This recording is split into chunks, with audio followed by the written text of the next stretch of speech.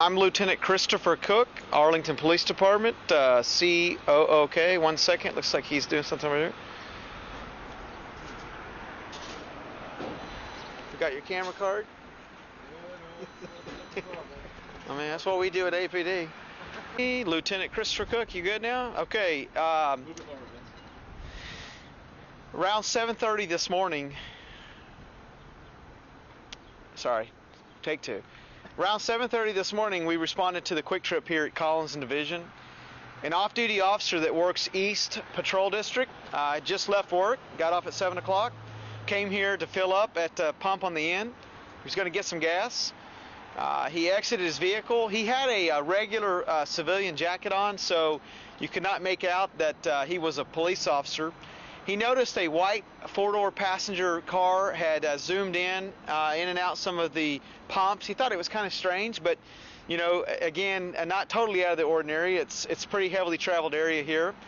A few seconds later, he noticed that the car parked right next to him, and 3 occupants got out of the vehicle. He could tell there was a 4th person in the vehicle, and he said out of his peripheral vision, the 4th person that was in the passenger seat jumped over to the driver's seat. So that kind of raised his suspicion that something was about to go down. And at that point, the 3 suspects approached him. He immediately was assaulted. They didn't say anything to him. One of them had a gun. He remembers being hit over the head multiple times with a pistol. And he kind of was knocked to the ground and curled up trying to protect himself from being assaulted. At some point, one of the suspects demanded his wallet. He did have a firearm on his person, the officer did, but it was again covered up by the jacket.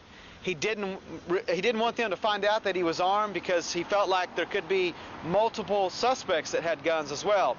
So his first intellectual decision that he made was to grab the wallet from his back pocket and hand his wallet over, and then hand his cell phone over to the suspects. And so we think this was probably a crime of opportunity. We don't think he was targeted because he was an officer.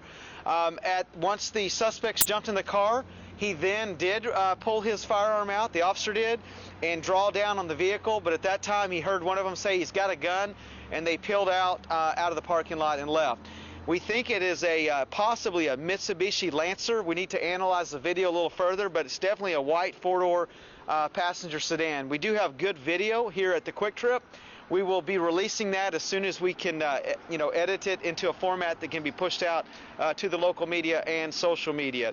The officer did not go to the hospital. He does have visible injuries on his face and head, but he's going to be okay. Certainly, regardless of whether this was an officer or not, these are 4 suspects that we need to catch. Our gut is that they've probably committed these types of offenses before. We'll be working to search our archives and also with neighboring cities to see if they have any similar offenses. So that's kind of where we're at right now. I'll open it up to any questions you may have. Fairly brazen act this early in the morning. Does this surprise you? Yeah, I mean, typically a lot of the robberies that we respond to are when it's dark. And not really, kind of in more, secluded areas or secluded parking lots. This Quick Trip is probably one of the busiest QTs that we have in Arlington. This is a very busy intersection. 7:30, it was daylight outside, and so yeah, it's kind of an odd time, and that's what kind of caught the officer off guard as well. Luckily, though, again, on one hand, we're thankful that they didn't recognize immediately that he was an officer because, we don't know what the outcome might have been since he was outnumbered. You said he had an overcoat on over his uniform, but did he have a utility belt on? His gun belt was inside in his back seat, and so the jacket was covering the actual uniform portion. He had his uniform pants on. His actual uniform shirt was hanging, so you could easily tell if you would have looked through the back window that the Arlington police patches. His gun that he had on his person was an off-duty gun, meaning that a lot of officers carry a backup weapon and a primary gun that you wear on the belt. And so he was thankful they didn't get in his vehicle because his real, his on-duty gun that's issued to him was in the back seat, but he drew down with his off-duty gun. Was he shot? No, he was not shot. There was no shots fired. We believe he was pistol whipped on top of his head with whatever firearm. He described it as a handgun that the bad guys were using.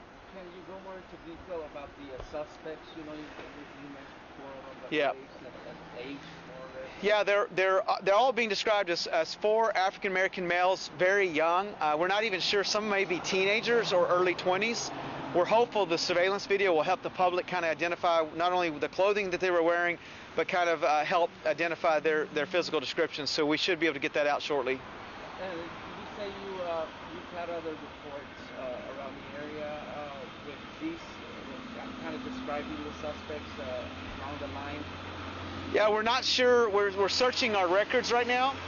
Grand Prairie, for example, had a robbery at the QT the night before, but that was the QT right on the outskirts of Arlington on Division and Grand Prairie. However, that was a robbery of the store with 2 African American suspects. It doesn't sound like it's related, but we've got to search. Robbery's got to look at these records and see if there's any common similarities that might assist us and link them to other robberies. We just don't feel that this is the first time they've done this. They felt very comfortable in targeting. Again, we think this is a crime of opportunity where they just saw a victim that was at the gas pumps and felt like they could get his wallet and phone. They did get his wallet and cell phone. Yeah, they did get his wallet and cell phone. Anything else? All right, so yeah, just let your stations know. Either we'll push it out through social media or they can come get a copy of it. So appreciate it. Any help you'll have.